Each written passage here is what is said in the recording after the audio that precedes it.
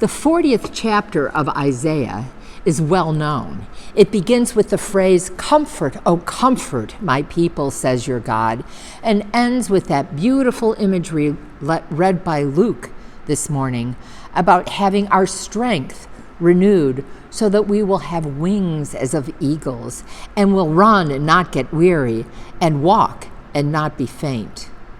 And as I read the passage to prepare for this morning's meditation, I was struck that it was indeed a passage for this past year. A year ago, we celebrated our 75th anniversary, and we had no way of knowing what was happening, what was coming in a few weeks, when a pandemic would sweep across our country, bringing fear and illness and death. In mid-March, we were like deer in the headlights, making plans on how to isolate ourselves from the virus and each other, while we quickly learned how to use online resources to keep our children learning, to keep our work life going, and to hang on to our community base for support. And here at the church, we knew our priority was to keep us together as a body called Riviera, so that no one would feel apart and isolated or alone. We also knew that our missions to others in this crisis must continue, particularly the food pantry during a time of economic insecurity. Comfort, oh comfort my people, became our ministry. And last spring, we did not know what we were up against and what last year was going to look like. The week before we closed the church, I had placed signs in the bathrooms congratulating Barbie on the 30th anniversary of her working with us. And Barbie replaced them after the building closed with public announcements on how to stay safe and healthy during the pandemic. And I read those signs now and see how naive we all were. Things like, sneeze into your sleeve and put a mask on if you're sick, sound like we thought we could contain and control this thing that was upon us. And 3 months into our 75th anniversary year, things entered a larger crisis. We were no longer talking about a few weeks or months until things would be back to normal, but we were talking about, would we be able to be together next year? Several of you talked to me about where could God be in all this?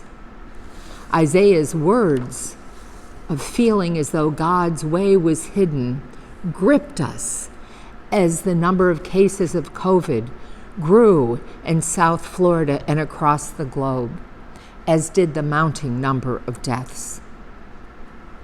Isaiah spoke to a people in the same despair and panic.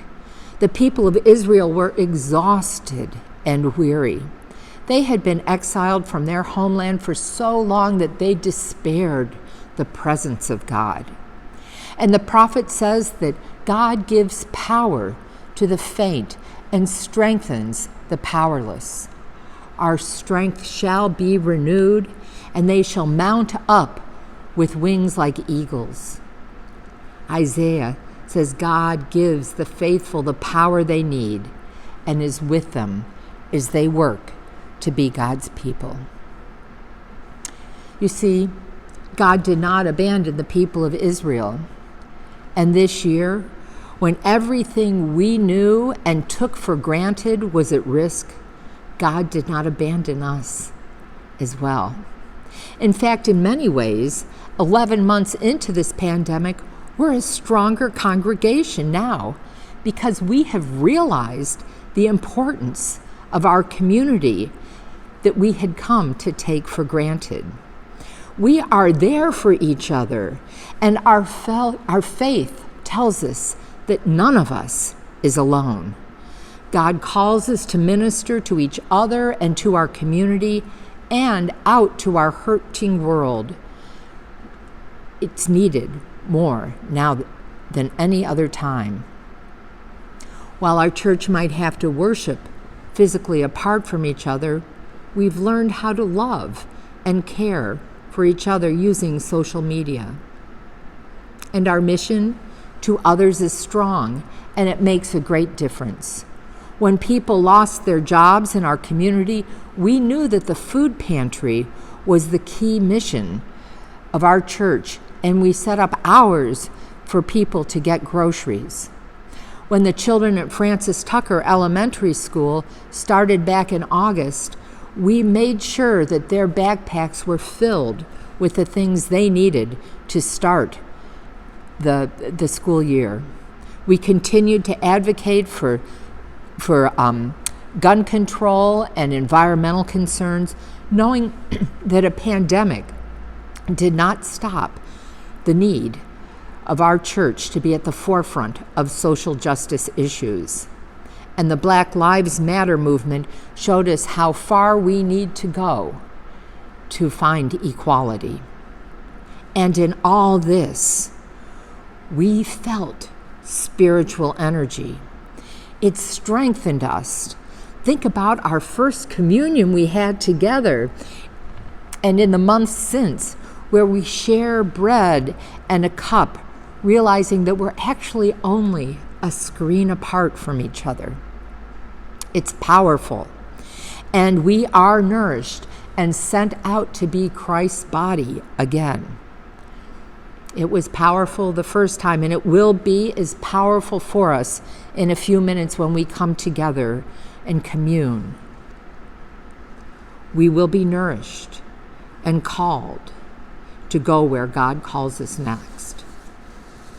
So we end this year-long anniversary looking towards the future. This past year has taught us to take nothing for granted and to appreciate all that God has given us. And most importantly, God has given us our church and continues to energize us in mission, to work for justice, and to know that we model God's unconditional love for all of God's creation. We have found that at the end of our 75th anniversary, in a global pandemic, we are not weary or feeling powerless. Instead, God has renewed our strength, and we feel as though we have mounted up with wings like eagles. We're called and we're energized to do the ministry to which God calls. God has called Riviera in the past. God calls Riviera now. And God will call and be with Riviera as it works to build God's kingdom in the future. Thanks be to God. Amen.